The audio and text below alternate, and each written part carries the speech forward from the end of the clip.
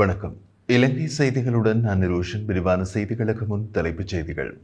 அரசியலுக்காக சில சதித்திட்டங்களை முன்னெடுத்து வரும் அரசாங்கம் குறித்து தேர்தல் ஆணைக்குழுவுடன் கலந்துரையாட உள்ளதாக பாராளுமன்ற உறுப்பினர் ஹர்ஷன ராஜகருணா கருத்து.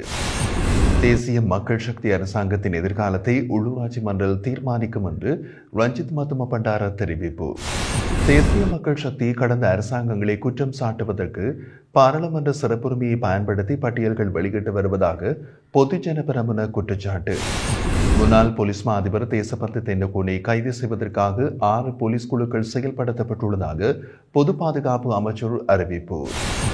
தொடர்வது விரிவான செய்திகள். அரசியலுக்காக அரசாங்கம் சில சதித்திட்டங்களை முன்னெடுத்து வருவதாகவும் இது குறித்து தேர்தல் ஆணைக்குழுவுடன் கலந்துரையாட தீர்மானித்துள்ளதாகவும் ஐக்கிய மக்கள் சக்தியின் பாராளுமன்ற உறுப்பினர் ஹர்ஷன ராஜகருணா தெரிவித்துள்ளார். கம்பகாவில் நடைபெற்றிருந்த மக்கள் சந்திப்பு நிகழ்வின் பின்னர் ஊடகங்களுக்கு கருத்து வெளியிட்ட அவர் தாம் என்ன செய்கிறார்கள் என்பது அரசாங்கத்திற்கே புரியவில்லை. மேலும் அரசாங்கத்தில் என்ன நடக்கிறது என்பது அமைச்சர்களுக்கு தெரிவதில்லை. அனுபவமற்றவர்களுக்கு ஆட்சி பொறுப்பு கொடுத்தால் இதுவே நடக்கும். தேசிய பாதுகாப்பு உறுதிப்படுத்தப்பட்டதாக அரசாங்கம் கூறினாலும் நடைமுறையில் அது தெளிவாக காணப்படவில்லை. பாதாள உலக குழுக்களின் செயல்பாடுகள் இன்னமும் கட்டுப்படுத்தப்படவில்லை. எனவே தேசிய பாதுகாப்பு குறித்து நாம் முழுமையாக திருப்தியடைய முடியாது. முன்னாள் போலீஸ் மா அதிபர் போன்றோர் தலைமறைவாகியுள்ளார்களா அல்லது அவர்கள் எங்கே இருக்கிறார்கள் என்பது எங்களுக்கு தெரியாது. அவர்களை கண்டுபிடிப்பது அதிகாரிகளின் பொறுப்பாகும். சட்டம் நடைமுறைப்படுத்தப்பட வேண்டியது அரசாங்கத்தின் கடமை. அதற்கான நடவடிக்கைகள் முன்னெடுக்கப்பட வேண்டும் என்று குறிப்பிட்டிருந்தார். அரசாங்கம் தேர்தலை முன்வைத்து சில மறைமுக திட்டங்களை செயல்படுத்தி வருகிறது. இது குறித்து தேர்தல் ஆணைக்குழுவுடன் விரைவில் கலந்துரையாடவும் தேர்தல் காலங்களில் பொதுச் சொத்துக்களை பிரச்சார நோக்கில் பயன்படுத்துவதும் சட்டவிரோதமானது என்று அவர் தெரிவித்திருந்தார். ஜனாதிபதி மற்றும் பொது தேர்தல்களில் தேசிய மக்கள் சக்தி பெற்ற வாக்குகளை உள்ளூராட்சி மன்ற தேர்தலில் பெற முடியாது என ஐக்கிய மக்கள் சக்தியின் பொதுச் செயலாளர் ரஞ்சித் மத்தும பண்டார தெரிவித்தார். கொழும்பில் உள்ள ஐக்கிய மக்கள் சக்தி அலுவலகத்தில் நடைபெற்ற ஊடகவியலாளர் மாநாட்டில் பேசிய அவர், இந்த உள்ளூராட்சி மன்ற தேர்தல் தற்போதைய அரசாங்கத்தின் எதிர்காலத்தை தீர்மானிக்கக்கூடியதாக இருக்கும் என்றும் கூறியுள்ளார். கடந்த தேர்தல்களில் ஐக்கிய மக்கள் சக்தி கொழும்பில் பல தொகுதிகளில் வெற்றி பெற்றதோடு இந்த தேர்தலிலும் எமது வெற்றிக்கான நம்பிக்கை மிகுந்துள்ளது. 2018 உள்ளூராட்சி, 2019 ஜனாதிபதி, 2020 பொது தேர்தல்கள் இதற்கு சிறந்த எடுத்துக்காட்டுகள். ஐக்கிய மக்கள் சக்தியை விட்டு வெளியேறும் அளவுக்கு புத்தி சுயாதீனமானவர்கள் எங்கள் கட்சியில் இல்லை. ஆனால் ஊழல் மோசடியற்ற எவரும் எம்முடன் இணையலாம். ஜேவிபியை தவிர மற்ற கட்சியினர்களுக்கு இணையும் வாய்ப்பு வழங்கப்படும். தற்போது ஜேவிபி அலுவலகத்தின் கட்டளையின் பேரிலேயே அதன் பாராளுமன்ற உறுப்பினர்கள் செயல்படும் அதே நேரம் அவர்களால் சுயமாக முடிவுகளை எடுக்க முடியாதுள்ளது. எனவே உள்ளூராட்சி தேர்தலிலும் இவ்வாறான தன்மையினை தவிர்க்க வேண்டும். மக்கள் பாராளுமன்ற உறுப்பினர்கள் பரிந்துரைக்கும் வேட்பாளர்களுக்கு தானாக வாக்களிக்காமல் சுயமாக சிந்தித்து முடிவெடுக்க வேண்டும். ஐக்கிய தேசிய கட்சியோடு மேற்கொண்ட பேச்சுவார்த்தைகள் தோல்வியடையவில்லை. மேலும் புதிய கூட்டணிக்கான பேச்சுவார்த்தைகள் உள்ளூராட்சி தேர்தலுக்கு மட்டுமல்ல, மாகாண சபை, ஜனாதிபதி தேர்தல், பொது தேர்தல்களையும் நோக்காக கொண்டு நடைபெறுகின்றது. எனவே அவற்றை அவசரமாக முடிக்காமல் பொறுமையாக முன்னெடுக்க உள்ளோம் என்றும் குறிப்பிட்டிருந்தார். ஐக்கிய தேசிய கட்சியில் சிலர் எங்களுடன் இணையலாம், சிலர் நிராகரிக்கலாம்.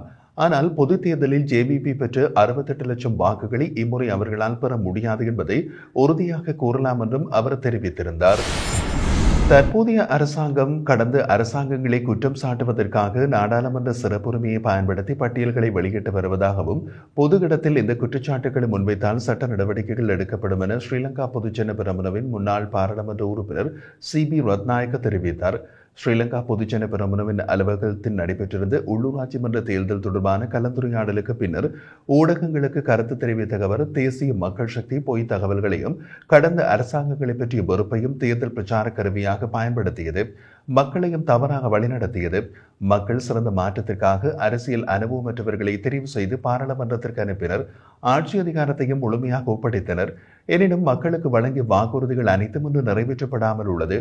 மக்களின் அடிப்படை பிரச்சனைகளுக்கு இந்த தீர்வும் கிடைக்கவில்லை.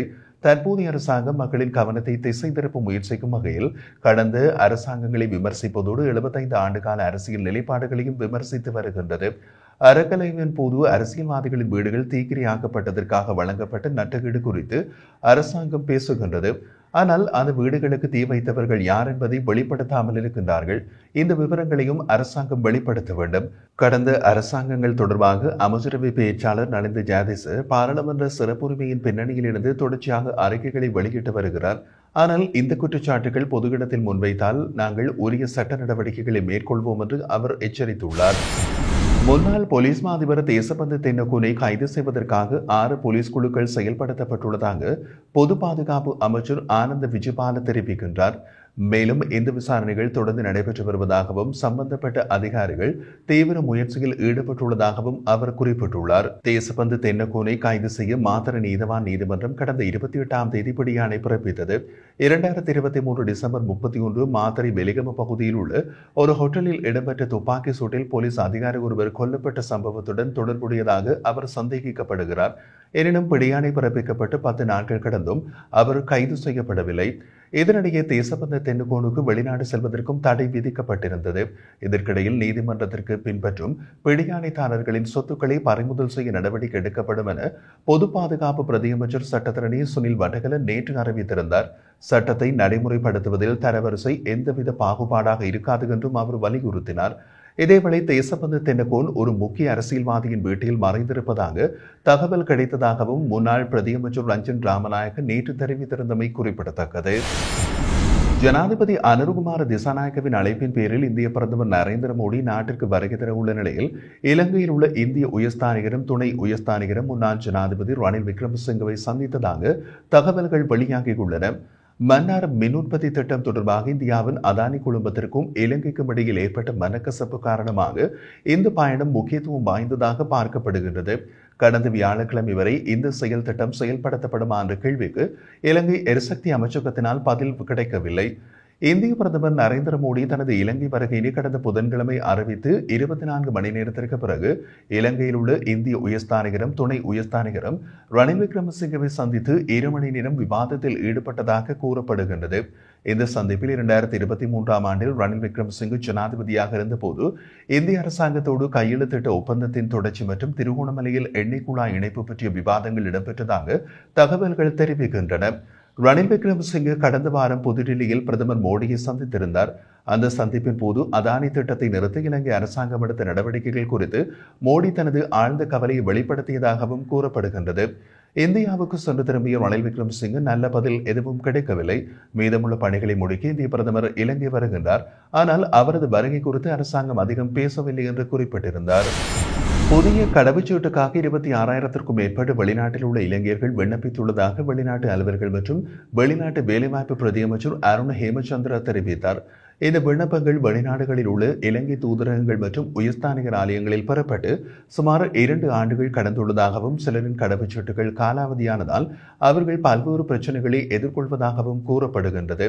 இதன் காரணமாக வெளிநாடுகளில் உள்ள தொழிலாளர்கள் மற்றும் மாணவர்கள் தங்கள் எதிர்கால நடவடிக்கைகளை மேற்கொள்வதில் சிக்கல்களை எதிர்கொள்வதாகவும் பிரதியமைச்சர் சுட்டிக்காட்டியுள்ளார். இந்த நிலையில் குறித்த பிரச்சினைக்கு விரைவான தீர்வு காணும் நோக்கில் வெளிநாட்டு அலுவல்கள் மற்றும் வெளிநாட்டு வேலைவாய்ப்பு அமைச்சு குடிவரவு மற்றும் குடியகல்வு திணைக்களத்துடன் கலந்துரையாடல் நடத்தப்பட்டதாகவும் தகவல்கள் வெளியாகியுள்ளது. மேலும் இந்த மாத இறுதிக்குள் இதற்கான தீர்வுகள் எட்டப்படும் என உறுதியளித்த பிரதியமைச்சர் இந்த நெருக்கடியை உருவாக்கிய பொறுப்பு தற்போதைய அரசாங்கத்திற்கு இல்லை என்பதையும் வலியுறுத்தியுள்ளார். அத்துடன் வெளிநாட்டு கடவுச்சீட்டுகளை பெறுவதோடு மட்டுமல்லாமல் வெளிநாட்டு வேலைவாய்ப்பு தொடர்பான தகவல்களையும் பெற்றுக்கொள்ளும் சந்தர்ப்பங்களில் இடைத்தரகர்களின் உதவியை நாட வேண்டாம் என்றும் பொதுமக்களிடம் அவர் வேண்டுகோள் விடுத்துள்ளார்.